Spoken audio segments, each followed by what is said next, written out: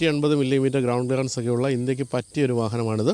Sub 4 metre വാഹനമാണ്. അങ്ങനെ വലിയ വലിപ്പമുള്ള വാഹനമല്ല. എവിടെയും നമുക്ക് കൊണ്ടുപോയി പാർക്ക് ചെയ്യാനോ അല്ലെങ്കിൽ തിരിച്ചെടുക്കാനോ ഒക്കെ വളരെ എളുപ്പമുള്ള വാഹനമാണ്. ഇപ്പോൾ ഏറ്റവും പുതിയ മോഡൽ വന്നപ്പോൾ LED ഹെഡ്ലാമ്പ് വന്നിട്ടുണ്ട്.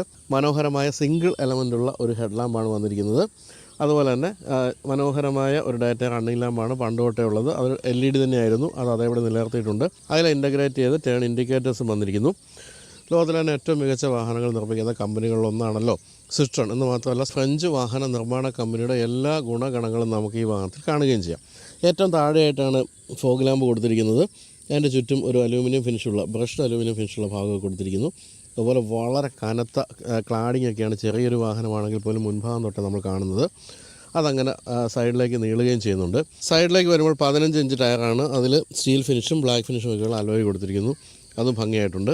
4 മീറ്ററിന് തൊട്ട് താഴെ നീളവും 2581 മില്ലിമീറ്റർ വീൽ ബേസ് ഉള്ളൊരു വാഹനമാണ്. അതായത് 4 മീറ്ററിനേക്കാൾ ഒരു ഇഞ്ചോളം കുറവേ ഉള്ളൂ എന്നുള്ളതുകൊണ്ട് തന്നെ വലിപ്പം തീരെ കുറവെന്ന് പറയാനാവില്ല. അത് നമ്മൾ സൈഡ് പ്രൊഫൈലാണ് ആ ഒരു വലിപ്പം മനസ്സിലാക്കുക. എനിക്ക് ഈ വാഹനത്തിന് ഏറ്റവും ഇഷ്ടപ്പെട്ടൊരു ഭാഗം ഈ ഒരു ഭാഗമാണ്. ഇത് സൈഡ് പ്രൊഫൈലിൽ സൈഡിൽ നിന്ന് കാണുമ്പോൾ നല്ല ഭംഗിയുള്ള കാര്യമാണ്. ഇതൊക്കെ ഓർപ്പിക്കുന്നതിൻ്റെ ആദ്യകാല വാഹനമായ C5 തന്നെയാണ്. C5 ഏതാണ്ട് രൂപത്തിൽ തന്നെയാണ് പിന്നീട് വന്ന എല്ലാ വാഹനങ്ങളും എക്സെപ്റ്റ് ബസാൾട്ട് എന്നുള്ളത് നിങ്ങൾ ശ്രദ്ധിച്ച് നോക്കിയാൽ മനസ്സിലാകും.